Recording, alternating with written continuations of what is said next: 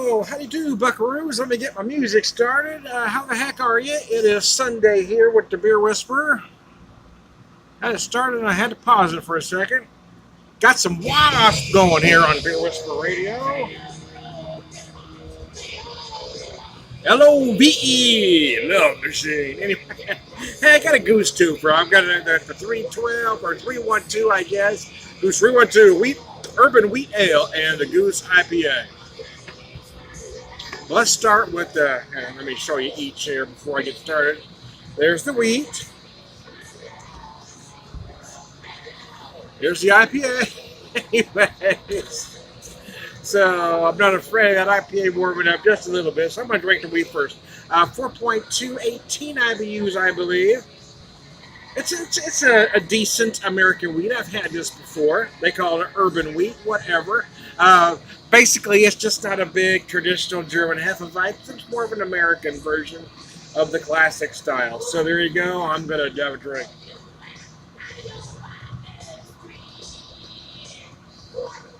Get a little citrus on the nose. Get a little lemon zest on the nose.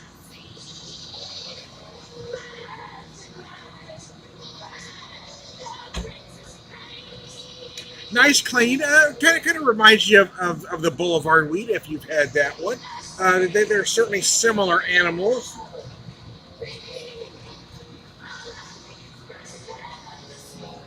Hello. VE. I love wasps. Actually, I saw a wasp many years ago. 100 years ago. Back when they were a club act where they had a record deal out back in their raw meat throwing days. That was a long time ago, man.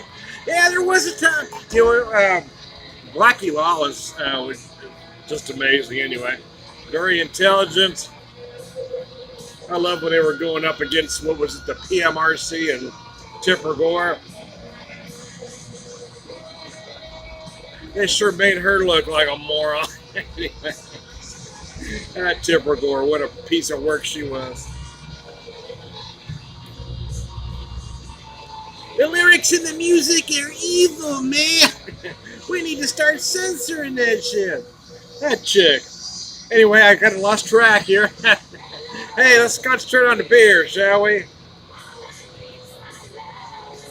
I've done videos for these before, so I thought about doing an individual video. I thought, you know what? I'm going to do a twofer. We're going to combine both of them. I don't need to do one for each. I don't suppose. We'll just do we'll call this a Goose Island twofer. We'll just pretend they were a happy hour special here at the Beer Whisperer Pub. Hey, I've got Goose Island 2 for 1. Here we go. Here's a Goose Island twofer. Anyway, I digress, man. It's light and crisp. You certainly can feel the wheat. This one uses torrefied wheat, I believe, and I think they said 2-row. It's nice, crisp, but it's a little herbal, a little grassy in the body. It's a little cloudy, but not as much as, say, even a traditional Hefeweizen. I go from LOVE, Love Machine, to and his phone, to Red Dirt Country. Red Dirt Rangers, Nichols and Dimes. That's what I go from 80s metal to Red Dirt Country. So that's the kind of mix I got going on. Nichols and Dimes, Red Dirt Rangers, damn flies. Yeah. Thought about going to the garage, but I didn't want to open the door. It's a little humid out there, so I came outside, but damn flies are about to irritate me. Anyway, let's knock this back and we'll get on to beer number 2.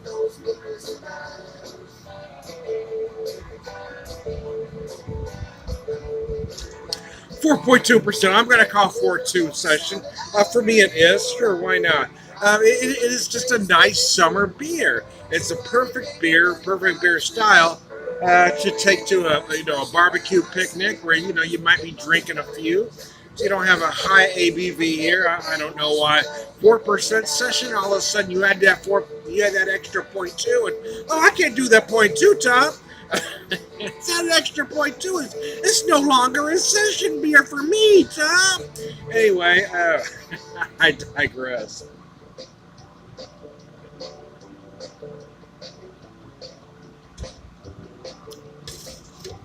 Prop 2, there we go.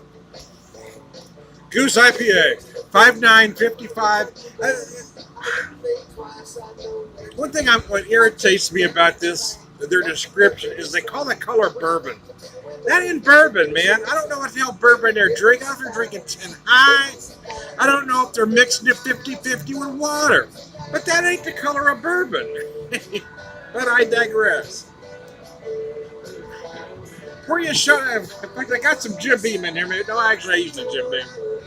Never mind. Pour some bourbon right next to it. That ain't the color of bourbon, man. It just ain't. Anyways, that aside, I call it a light amber personally, but what the hell? I'm about to say I'm colorblind, but I damn sure know the color of bourbon. Anyways, I digress.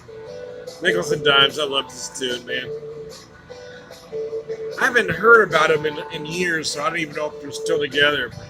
Man, I love these guys. My son Seamus was a fan too. Even though he was mostly a rocker at heart, he did like some Red Dirt Country, so there you go. 5.955. They do refer to this as a hop lover's dream. Oh, excuse me. Sorry about that. That one stuck out of me. As a hop lover's dream or something like that on their website. It's not, but it isn't bad.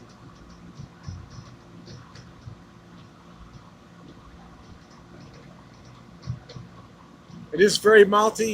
You feel a hint of toffee in there as well, and then it makes its way to the hoppage on the back end. Damn, flies are about to piss me the hell off, I tell you. Spill a little beer over there, see if they'll go in that direction. They're drawn to beer, but they're especially drawn to IPAs, I've noticed. Big bottom, so I go from Wasp to Red Dirt Rangers, Red Dirt Country, to Spinal Tap, Big Bottom. So I go to satirical heavy metal. I go from 80s metal to Red Dirt Country to satirical metal. Anyways. Big Bottom. My girl's got 'em. Big Bottom. I love this too. I swear to goodness, I saw this movie in the theaters. I laughed my ass off. I was rolling in the damn aisle. I was laughing so hard when this song come on. My setting got messed up again and my volume went down. There we go. My lucky bun day. Between this phone and my fingers, there we go. My arthritis is getting so bad, it's just killing me. Between the arthritis and my Tourette's, I've just been going nuts so lately. I'm having a hard time. I get to where I'll be holding something and I won't be holding it. I mean, it drops. It just, my arthritis, I used to, when I was playing keyboards, I would do this exercise and now I can barely do it. I can barely reach to my pinky to be able to do that. It's just killing me. That and my Tourette's were all crazy lately. Anyway. Excuse me. Finishing the drinks, try to talk. Not a good idea. I did a video for this a while back, a year ago or so. And I think I was kind of hard on it. I mean, I said I liked it, but, but it didn't measure up, I guess, kind of was the gist of my video. Because it doesn't really fit the description that they have on their website, in my opinion. However, if I take it at face value, if I didn't read the website, if I didn't know anything else, I would say it's not bad. It leans closer to an English IPA than what's currently an IPA amongst American craft breweries. But it's not quite an English IPA either. But I mean, it gives more of a nod to traditional English than the big citrus notes of what's currently an IPA. Because it is big and malty, it certainly has a lot of balance. And quite frankly, at 5.955, it feels more like an APA than an IPA. In fact, if they left this beer as is, rebranded the cans to Goose APA, and left the beer the same, I think it would fit more within style to what craft beer is today. So if I'm trying to look at this with an open mind, it isn't a bad beer. It's not a great one, but it's not a bad one. I had an itch. I tried to get off camera, but I always won't quit itching. Graham Parker every Saturday night now. See, I'm all over the place, aren't I? Anyway, yeah, in all honesty, to be fair, it's not a bad beer. So would I buy either of these again? Well, the honest truth is it depends on the price, right? It depends on my mood at the time. If it's 100 degrees outside and that Goose 312 was on sale for $6.98 a six-pack, absolutely. For $9 a six-pack, I'm not getting anywhere near it because there's other beers for that price that I personally prefer. And I'd have to say something similar for this IPA. At $9 a six-pack, I ain't touching it.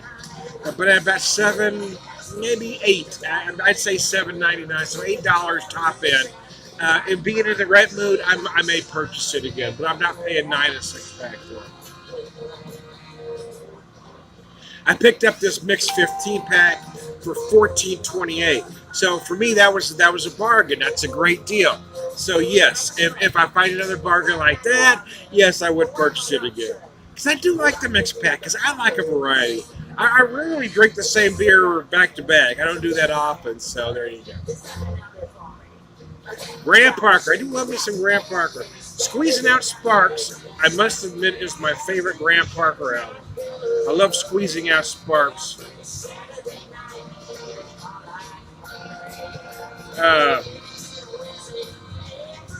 Local Girls. Local Girls is my absolutely favorite Graham Parker too.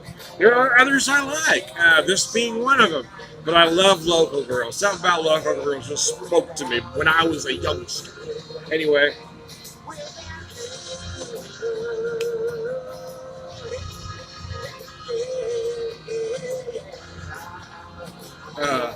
Anyway, I digress. Hey, yeah, to be honest with you, I think both beers are adequate.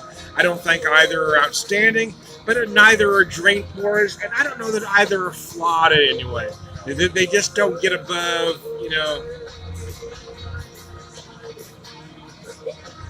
I think they're solid singles. I think both beers get on base. They don't quite get you to second base. You need another beer for that. But they are solid singles, so there you go.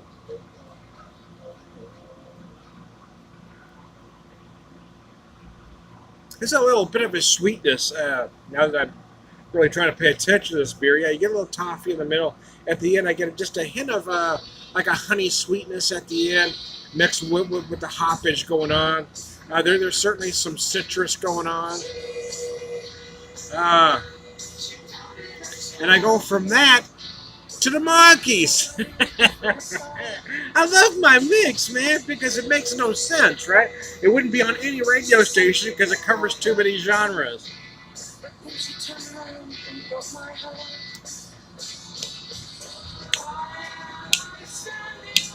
My brother and I saw the Monkees back in 1985. I was 20, he was 15. At the Greek Theater. It was her 20th anniversary tour. It's freaking awesome, man. It was awesome. I loved it.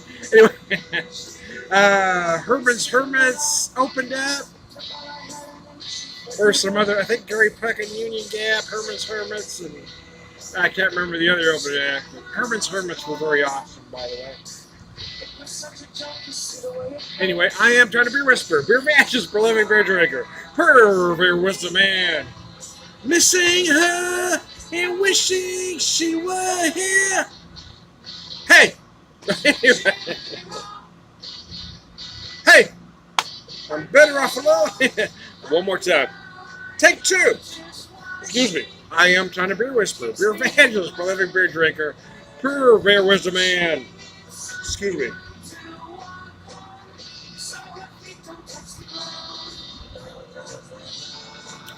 All around good guy. By the way, this song was written by Boyce and Hart, two of the best songwriters in the 60s. Have a good one. Yeah, yeah, yeah, yeah.